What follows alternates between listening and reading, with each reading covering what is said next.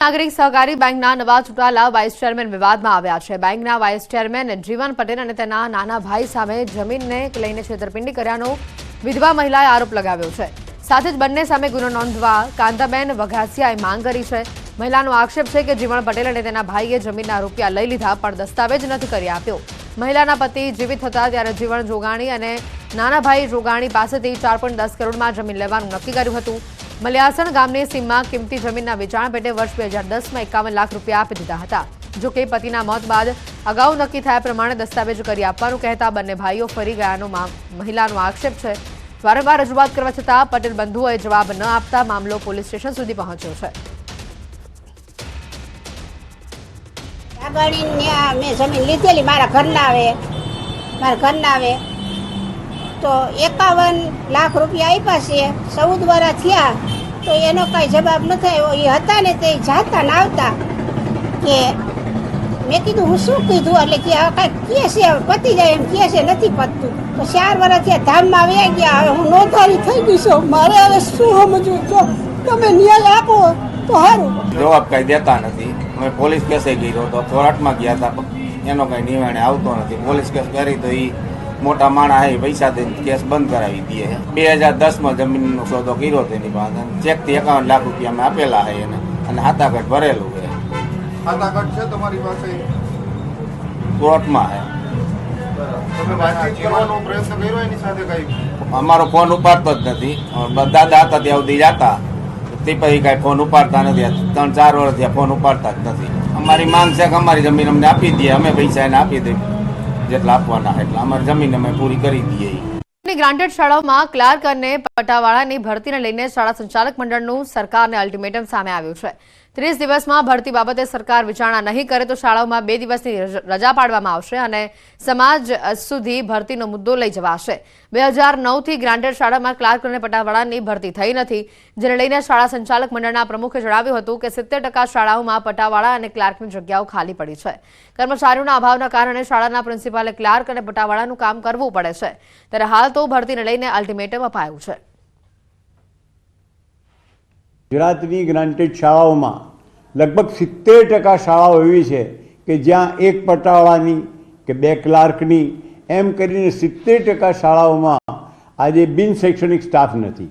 રાજ્ય શાળા સંચાલક મંડળ 30 દિવસની મોહલત રાજ્ય સરકારને આપી રહી છે। 30 દિવસ બાદ અમે સમાજ પાસે જઈશું। અત્યાર સુધી સરકારને વિનંતી કરતા હતા, હવે સમાજ પાસે જઈશું અને સમાજને કહીશું કે અમારી શાળામાં ક્લાર્ક પટાવાળો નથી। રાજકોટના ધોરાજી માર્કેટ યાર્ડમાં ડુંગળીના પૂરતા ભાવ ન મળતા ખેડૂતોમાં નારાજગી વ્યાપી છે। માર્કેટ યાર્ડમાં ખેડૂતોને પ્રતિમણ ડુંગળીના 200 થી લઈને 600 રૂપિયા સુધીના જ ભાવ મળી રહ્યા હોવાનું ખેડૂતો જણાવી રહ્યા છે। ખેડૂતોએ કહ્યું કે અમે ડુંગળીના વાવેતર પાછળ ઘણો ખર્ચો કર્યો, દવાનો છંટકાવ, નિંદામણ, શ્રમિકો સહિતના ખર્ચા કર્યા, પરંતુ ડુંગળી સસ્તા ભાવે વેચાતા અમને તમામ ખર્ચ માથે પડ્યો। ખેડૂતોએ વધુમાં જણાવ્યું કે યાર્ડમાં ખેડૂતો મફતના ભાવે ડુંગળી ખરીદી રહ્યા છે। તેઓને પ્રતિમણ ડુંગળીના 900 થી 1000 રૂપિયા જેટલો ભાવ મળવો જોઈએ। ખેડૂતોએ કહ્યું કે દર વર્ષે ડુંગળી માર્કેટમાં આવે ત્યારે જ અચાનક ભાવ તળિયે બેસી જાય છે।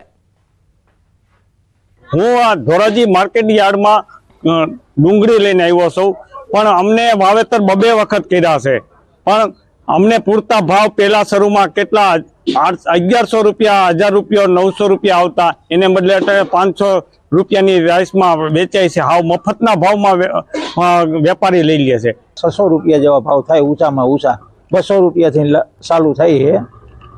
200, 300, 400 ભાવ 800 થી 1000 રૂપિયા મળવા જોઈએ ભાઈ, ઓછામાં ઓછા। કયો મોંઘવારી પણ ખાતર બિયાણ મજૂરી બહુ મોંઘવારી છે। અને 2 દાણ તો વાવવી પડી હતી, વરસાદ અવાર બહુ થયા હતા।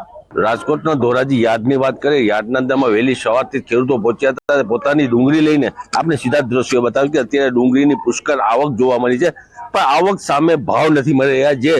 જે સ્ટાર્ટિંગના અંદરમાં જે ભાવ ખેડૂતોને 900 થી 1000 રૂપિયા મળતા હતા, તેને લઈને આજે સારામાં સારી ડુંગળીઓ એટલે 400 થી 500 રૂપિયા, હાઈસ્ટ ડુંગળી એટલે 600 રૂપિયા, એનાથી વધારે ભાવ નથી મળ્યા। ખેડૂતો એવું કહી રહ્યા છે કે ડુંગળીના ભાવ છે 1000 રૂપિયા મળવા જોઈએ। જે રીતે ખર્ચા 2 વાર તો વાવેતર કર્યો અને જે મજૂરીનો ખર્ચો બી નથી નીકળી રહ્યો, 20 થી 25 હજાર રૂપિયા જે વીઘે ખર્ચો હતો તેને લઈને ખેડૂતો એવું કહી રહ્યા છે કે જે ભાવ છે તે ભાવ સારા મળવા જોઈએ। 1000 થી 900 થી 1000 રૂપિયા ભાવ મળે ખેડૂતને તો બી પર વધે તેવો ખેડૂતો કહી રહ્યા છે। મુના બગાલી, ન્યૂઝ ગુજરાતી, ધોરાજી। આગળ વધીએ સમાચારોમાં તો રાજ્ય સરકાર પ્રસ્તાવિત જંત્રીમાં ભાવ વધારા સામે વિરોધના સૂર યથાવત છે। ક્રેડાઈ બાદ હવે રાજકોટ બિલ્ડર એસોસિએશન પણ લડી લેવાના મૂડમાં જોવા મળી રહ્યું છે. રાજકોટ બિલ્ડર એસોસિએશન અને તેની સાથે જોડાયેલા અન્ય એસોસિએશનના હોદ્દેદારો અને સભ્યોએ વિશાળ મૌન રેલી યોજી અને જંત્રીમાં સૂચિત ભાવ વધારાનો વિરોધ નોંધાવ્યો. બહુમાળી ભવન ચોકથી કલેક્ટર કચેરી સુધી આ મૌન રેલી યોજવામાં આવી અને જેમાં 10,000થી વધુ લોકો જોડાયા. રેલી બાદ કલેક્ટરને આવેદનપત્ર પાઠવવામાં આવ્યું, જેમાં અલગ અલગ 17 મુદ્દાઓને ટાંકવામાં આવ્યા. સરકારે નવી જંત્રીમાં સૂચવેલો ભાવ વધારો બાંધકામ ઉદ્યોગ માટે મરણોત્તર સમાન હોવાની રજૂઆત કરવામાં આવી, તો કલેક્ટરે પણ કમિટીને મળનાર તમામ વાંધા અરજીઓ સરકાર સુધી પહોંચાડવામાં આવશે તેવી બાંહેધરી આપી હતી. 8 મહિનાથી કોઈ પણ જાતના કમ્પ્લીશન સર્ટિફિકેટ મળ્યા નથી. સાથોસાથ કોઈ પણ બિલ્ડિંગ પ્લાનની મંજૂરી પણ આપવામાં આવતી નથી અને આ હજી સળગતો પ્રશ્ન હતો, એનાથી મોટો બોમ્બ ફોડ્યો છે સરકારે અને જંત્રી વધારો જે કર્યો છે એ જંત્રી વધારો અસહ્ય છે. રાજકોટની પ્રજા કોઈ સંજોગોમાં ખમી શકે એમ નથી. નિર્ણય યોગ્ય હોય, લાગતું હોય કે યોગ્ય છે તો પણ એના માટે સમય જરૂરી છે. 5 થી 7 વર્ષનો સમય આપવો બિલ્ડરોને વિકાસ માટે જરૂરી છે. આટલા વર્ષોથી ચાલતી આ સમસ્યાને આવી રીતનો મોટો એટેક આપે એ ઘણું ગેરબંધારણીય છે. બસ જે પ્રકારે સરકારે જંત્રીમાં દરમાં વધારો કર્યો છે એ દરની અંદર જે સમય એક તો પહેલાં આપે તો સમજીને લોકો પોતાની રજૂઆત વ્યવસ્થિત કરી શકે અને જે કાંઈ આના માટે તજજ્ઞો છે એનો અભિપ્રાય, પબ્લિકનો અભિપ્રાય એ જોયા પછી સરકાર એમાં નિર્ણય લે, સમાજલક્ષી નિર્ણય લે એવી સરકારશ્રીને વિનંતી છે. અત્યાર સુધી રાજકોટમાં લગભગ 150 જેટલા વાંધાઓ આવ્યા છે અને એની ઊંડાણપૂર્વક તપાસ કરવામાં આવી રહી છે. લોકોની માંગને જોતા હવે ઓફલાઈન વાંધા સ્વીકારવાનું પણ ચાલુ કરી દેવામાં આવ્યું છે. તાલુકા મામલતદારશ્રીની કચેરી, ડેપ્યુટી કલેક્ટરશ્રીની કચેરી અને કલેક્ટર કચેરીમાં આ વાંધાઓ રજૂ કરી શકાય છે અને ઓનલાઈન પણ વ્યવસ્થા ચાલુ છે. એ દિશામાં કલેક્ટર લેવલની એક કમિટી બનાવવામાં આવેલી છે જે આ બધા જે ફરિયાદો છે એનું અભ્યાસ કરી સરકારમાં પોતાની ભલામણ કરશે.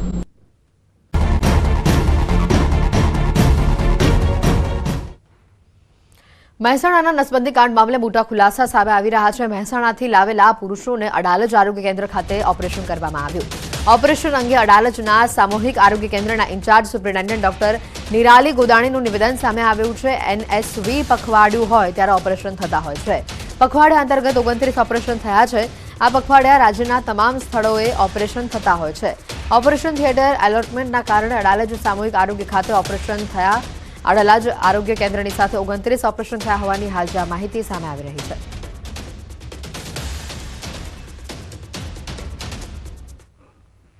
મહેસાણામાં નસબંધી કાંડ જે છે તે થયો હતો અને તેના દર્દીઓને અડાલજ ખાતેની જે સામૂહિક આરોગ્ય કેન્દ્ર છે ત્યાં લાવવામાં આવ્યા હતા. અહીંયા ઓપરેશન માટે લાવવામાં આવ્યા હતા. આપણી સાથે ઇન્ચાર્જ સુપ્રિન્ટેન્ડન્ટ નિરાલીબેન ગોદાણી છે, તેમની સાથે વાત કરીશું. બેન, કેટલા દર્દીઓ આવ્યા હતા, ક્યાંથી દર્દીઓ આવ્યા હતા અને શું સ્થિતિ હતી? એટલે આ જે પેશન્ટની વાત છે એ 29 નવેમ્બરે એમનું ઓપરેશન થયેલું છે. એ દિવસે 16 પેશન્ટનું ઓપરેશન થયેલું હતું અને તો બહારથી આવેલા હોય જે મપવ હોય મેલ હેલ્થ વર્કર એ એમને લઈને આવે, એમનું જે બી ચેકઅપ હોય બધું કન્સેન્ટ પેપર બધું એ એમના PHC લેવલે બધું કરાવીને જ આવે. અમારે જે પખવાડો હોય NSVનો પખવાડો એ દરમિયાન અમારે ખાલી OT પ્રોવાઈડ કરવાનું હોય, જે ઓપરેશન થિયેટર હોય એ અમારી જવાબદારીમાં આવે, બીજું અમારે કશું ના આવે જવાબદારી. અચ્છા, પખવાડિયું ક્યારે ઉજવો છો અને ઉજવતા હોય છે અને અંતર્ગત કોઈ ટાસ્ક આપવા? પખવાડું હતું NSVનું 4 ડિસેમ્બર સુધી પખવાડું ચાલ્યું હતું. એટલે એ દરમિયાન અમારા CHCમાં 29 NSV થયા છે. આ ઉપરાંત બીજે કોઈ ક્યાંય ઓપરેશન થતા નથી કે અહીંયા? આ પખવાડામાં બધી જગ્યાએ થયા છે, બનાસકાંઠામાં બધી જગ્યાએ, કલોલ બી થયા છે. એટલે અમુક દિવસે અલોટ કર્યા કે આજે આ CHCનો OT યુઝ કરવાનું હોય, એવી રીતે અલોટમેન્ટ આવે ઉપરથી. એટલે આપનું એલોટમેન્ટ ક્યારે થયું હતું, ક્યાંથી આવ્યું હતું એલોટમેન્ટ અને મહેસાણાથી અહીંયા કેમ લાવવામાં આવે? એ તો હવે કેમ્પેન દરમિયાન જે બી અમને ખાલી કહેવામાં આવે કે આ NSV કેમ્પેનમાં આટલા પેશન્ટ આવશે તમારે ત્યાં તમારે OT પ્રોવાઈડ કરવાનું છે, બીજું અમારી જવાબદારીમાં કશું ના આવે. તો આમાં શું શું જવાબદારી હોય છે અને કેવા પ્રકારની જવાબદારી હોય છે? એટલે એ તો તમને કીધું મેં, OT અમારે ઓપરેશન થિયેટર જ પ્રોવાઈડ કરવાનું હોય છે, એનાથી વિશેષ કંઈ નહીં. એટલે આપણે અહીંયા ઓપરેશન થિયેટર પ્રોવાઈડ કરીએ છીએ, એ સિવાય બીજું કંઈ નહીં? એ સિવાય બીજું કંઈ નહીં. અચ્છા મેડમ, અત્યાર સુધીમાં ઓલ ઓવર વાત કરીએ તો કેટલા દર્દીઓને અહીંયા આ રીતે નસબંધીના ઓપરેશન થયા છે? એમાં પુરુષ કેટલા, મહિલા કેટલા? એટલે જે મહિલાનું કોઈ કેમ્પેન નથી હોતું. જ્યારે ફિમેલ આવે ત્યારે અમે દર મંગળવારે કરતા હોઈએ છીએ. બહારથી સાહેબ આવે છે, એ કરીને જાય. એનએસવીનું તો પખવાડું હતું એટલે એનએસવી થયા છે, બાકી એનએસવી એમ નથી થતા. તો એપ્રોક્સિમેટ કેટલા હશે અત્યાર સુધીમાં ઓપરેશન આપણી અહીંયા સંસ્થામાં કેટલા થયા હશે? એ તો કહું છું, આ વર્ષે 29 થયા છે આ પખવાડામાં. ખાલી પખવાડિયામાં 29 થયા છે, એ ઉપરાંત બીજા ક્યાંય નહીં?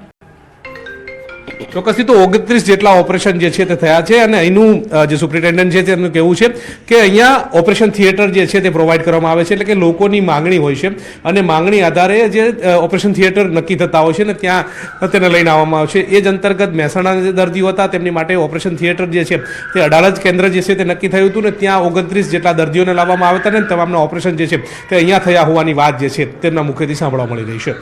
હરીશ શર્મા સાથે ગૌતમ શ્રીમાળી, ન્યૂઝ 18 ગુજરાતી, અડાલજ, ગાંધી.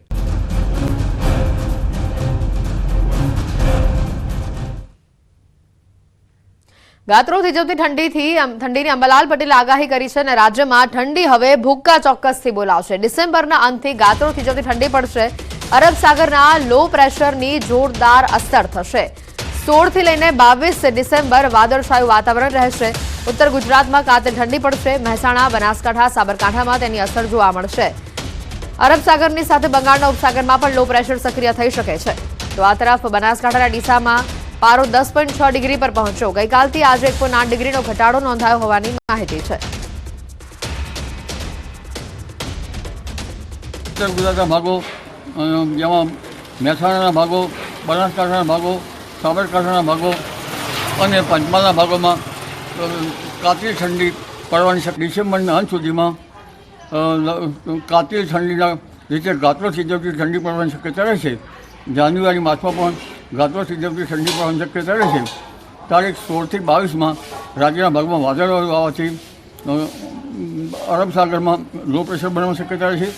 બંગાળ ઉપસાગરમાં પણ એક લો પ્રેશર બનશે, જેની સંયુક્ત અસરના કારણે દક્ષિણ ગુજરાત સુધીમાં વાદળો આવી શકે, વાદળો આવે અને ક્યાંક છાંટા પડી જાય તેવું પણ હવામાન ડિસેમ્બરના અંત સુધીમાં જોવા મળે. અને જાન્યુઆરીની શરૂઆતથી કડકડતી ઠંડી પડવાની શક્યતા રહે.